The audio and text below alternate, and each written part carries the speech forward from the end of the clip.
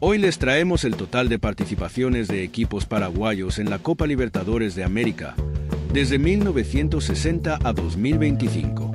Empezamos con Olimpia y Cerro Porteño con 46 participaciones cada uno. Seguimos con Libertad con 24 participaciones. Luego está Guaraní con 20 participaciones. Después está Nacional con 11 participaciones. Seguidamente está Sol de América con 6 participaciones. Continuamos con Luqueño, que tiene 3 participaciones. Seguidamente están 12 de octubre, Atlético Colegiales y Tacuary con 2 participaciones cada uno, y por último están Sportivo Trinidense y Deportivo Capiatá con 1 participación.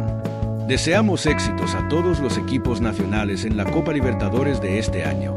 Y por último agradeceríamos tu apoyo con un me gusta y tu suscripción a nuestro canal Cancha Paraguaya. Muchas gracias, saludos.